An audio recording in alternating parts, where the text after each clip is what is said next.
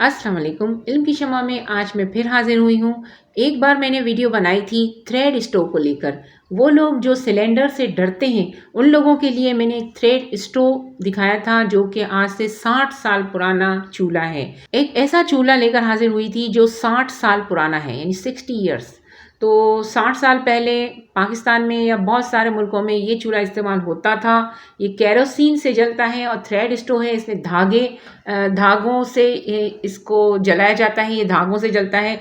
और इसकी पूरी वीडियो लेकर मैं आपके पास हाजिर हुई थी। तो मुझे उस वीडियो में बहुत सारे कमेंट आए, ऐसे कमेंट आए कि आप इसमें धागों को डालना हमको बताएं कि किस तरह से धागों को डाला जाता है, क्योंकि एक बार धागे डले हुए आते हैं, फिर इसके बाद इसके धागे जब ख़त्म होते हैं तो दोबारा हमें खुद डालने पड़ते हैं।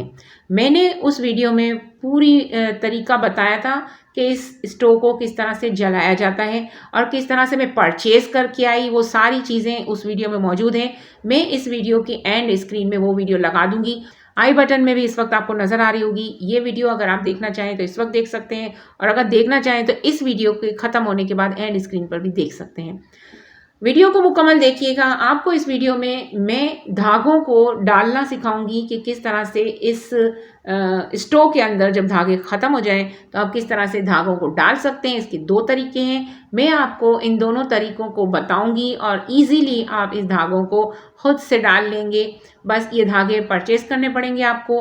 पहले तो ये 50 के मिलते थे, लेकिन अब चूंकि गैस की शॉर्टेज बहुत हो गई है, हर चीज़ आसमानों पे पहुंच चुकी है, तो अब ये 100 के कर दिए गए हैं। तो ये सूती धागे होते हैं। ये एक तरह से लौ होती है, जिस तरह से चिराग में लौ होती है और वो चिराग जलता है, इसी तरह से इसमें इतनी सारी लाइन से लौ होती हैं और वो इसको चूल्हे को हमको जलाना बहुत इजी है। उस वीडियो में देख लीजिएगा जो एंड स्क्रीन पे आपको नजर आएगी। तो इस वीडियो में आपको ये बताया जाएगा, बारीक सा आपको तार ले लेना है। बारीक तार जो आता है आपको नजर आ रहा होगा। इस तार की मदद से आपने क्या करना है, इसे ये तरीक़ेकार पूरा जो हो रहा है आपको इसे देखना है। जो आपको इस वक्त स्क्रीन पे नज़र आ रहा होगा, छोटी स्क्रीन पर, कि आपको तार जो है वो इस जो नोज़ल आपको नज़र आ रही है, इस वक्त इसमें धागे पड़े हुए हैं। मेरे पास इस वक्त ये सारे धागे इसमें मौजूद हैं, लिहाजा मैं इसको नहीं निकालूंगी, लेकिन आपको तरीक़ेकार बता दूंगी ताकि आप खुद से ये कर सकें। क्योंकि इसकी वजह ये है कि अगर मैं ये एक नोज़ल का धागा निकाल लूँगी तो ये नोज़ल जो है वो लूज़ हो जाएगी। कभी भी धागा आप इस तरह से ना निकालें। अगर ये पूरा सही तरीके से पड़ जाए तो आप इसको खींच कर या ना निकालें, क्योंकि वरना ये नोज़ल ढीली हो जाएगी और फिर ये केरोसिन ऑयल में जलती हुई, अगर ये ढीली हो गई और जल रही हुई तो ये किसी भी वक्त अंदर जा सकती है और इससे भी बहुत ज़्यादा नुकसान हो सकता है, आग भी लग सकती है। इस वजह से मैं ये नहीं आपको करके नहीं दिखाऊंगी, आपको मैं बताऊंगी कि आप किस तरह कर सकते हैं। जब ये नोज़ल खाली हो, इसमें आप तार को डाल दें और इसमें नोज़ल, ये जो तार नोज़ल से नीचे आ जाएगा तो इसके अंदर आप जिस तरह से सुई में धागा डालते हैं, इस जो रस्सी है जो आप ख़रीद कर लाएँ, उसका सिरा अंदर डालकर उसे खींच लीजिए। जब आप इसको खींच लेंगे तो याद रखिएगा ऊपर से आपको प्लास से खींचना पड़ेगा। जब आप प्लास से इसको खींच लेंगे तो ये टाइट होनी चाहिए, ये इसमें बिल्कुल लूज़ नहीं होनी चाहिए कि आप इसकी चाबी को नीचे करें तो ये जो है वो गिर जाए। और इस तरह से ये जलती हुई, अगर बत्ती जो जलती हुई जो लौ है वो अगर केरोसिन में गिर जाएगी तो इससे बहुत ज़्यादा नुकसान हो सकता है, आग भी लग सकती है और आप जल भी सकते हैं। तो इसलिए ख़याल रखिएगा। मैं इसी वजह से ये करके नहीं दिखा रही हूँ क्योंकि ये मेरी बिल्कुल सही तरीके से लगी हुई है और मैं आपको प्रोसीजर बता रही हूँ कि आप इस तरह से इसको कर सकते हैं। इसके दो तरीके हैं, एक तो तार की मदद से आप इसको खींच लीजिए ऊपर अंदर डालकर, फिर इसको प्लास से खींच लीजिए तो ये पूरी डोरी जो है वो ऊपर आ जाएगी और एक एक करके तमाम डोरियों को इसी तरह से आप खींच सकते हैं। दूसरा तरीका ये है कि ये जो आखिरी सिर्रा आपको नज़र आ रहा है, जो डोरी अंदर गई हुई है, तो जाहिर सी बात है आखिरी में कुछ तो सिर्रा बचेगा। उस सिर्रे में आप गिठान लगा दीजिए नई डोरी की और इस डोरी को आहिस्ता आहिस्ता आप ऊपर खींचेंगे तो ये डोरी जो है वो नीचे से दूसरी डोरी ऊपर आहिस्ता आहिस्ता आ जाएगी। याद रखिएगा ये काम बिल्कुल स्लो स्लो करना है। अगर आप तेज़ी से करेंगे तो ये इसका जो अंदर से सुराख है वो इसको ढीला कर देगा और ये जब ढीली लो होगी तो आपको मैंने बताया कि ये इसमें दोबारा से गिर जाएगी जलती हुई लो, तो फिर ये बहुत नुकसान का सबब बन सकती है।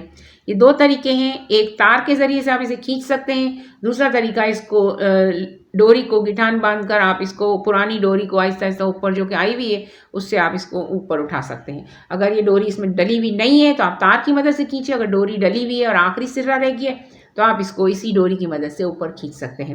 और याद रखिएगा केरोसिन ऑयल इसमें ज़्यादा भरिएगा। अगर केरोसिन ऑयल कम होगा तो इसकी लो जो है वो सही तरीके से इसमें डूबेगी नहीं, और जब ऊपर तक डूबेगी नहीं तो इसमें जो है वो ब्लू फ्लेम नहीं आएगी। और अगर ब्लू फ्लेम नहीं आई तो आपके बर्तन बहुत ज़्यादा काले होंगे। और रेड और येलो फ्लेम जब जलती है तो बर्तन काले होते हैं, ब्लू फ्लेम जलती है तो इतने काले नहीं होते। बिल्कुल हल्का हल्का सा माइनर सी कालक आती है तो वो तो आएगी, जाहिर सी बात है। हमें पत्थरों के दौर में जो डाल दिया गया है तो इतना तो हमको करना ही पड़ेगा। तो ये स्टोव मेरे पास भी मौजूद है, बवक्त ज़रूरत में इसे इस्तेमाल करती हूँ। पहले हम जहाँ रहते थे वहाँ पे ये बहुत इस्तेमाल होता था। अब यहाँ पे क्योंकि हमने घर शिफ्ट कर लिया है तो यहाँ पर अब इतनी ज़्यादा ज़रूरत नहीं पड़ती। कभी ज़रूरत पड़ भी जाए तो इस्तेमाल हो जाता है, जब नहीं हो तो हल्की आंच पे हम हल्के दम पर जो हल्का हल्का सा जो गैस आता है उस पर हम हल्की आंच पर काम अपना कर लेते हैं। तो अल्लाह का शुक्र है कि ये भी है, वरना हमने ये भी यूज़ किया था एक ज़माने में और बहुत मुश्किलों का वक्त भी गुज़रा है। बहरहाल अल्लाह बहुत बड़ा है, अल्लाह मुसब्बिबुल असबाब है। कोई वक्त एक सा नहीं रहता और वक्त बदलता रहता है। अब देखिए सुना है कि सिलेंडर जो है वो सबको लेने पड़ जाएंगे, तो इसके लिए सुई गैस कंपनी ने बहुत ही अच्छा इक़दाम किया है। इंशाअल्लाह एक नई वीडियो बनाने वाली हूँ जिसमें आपको सुई गैस कंपनी वालों ने जिस सिलेंडर को प्रीफ़र किया है और जिस सिलेंडर के बारे में वो खुद भी जानकारी फैला रहे हैं, तो मैं भी आपको उस सिलेंडर की वीडियो बनाना बताऊंगी ताकि आप लोग भी एक ऐसा सिलेंडर ले सकें जो धमाका प्रूफ हो और जिसमें धमाका होने का कोई ख़तरा ना हो। तो ये वीडियो भी इंशाल्लाह आने वाली है। अगर अभी तक आपने हमारे चैनल को सब्सक्राइब नहीं किया तो ज़रूर कर लीजिए ताकि उस आने वाली वीडियो को भी आप आसानी से इजीली देख सकें और आपकी नॉलेज में इजाफा हो और आप जानी नुकसान से बच सकें।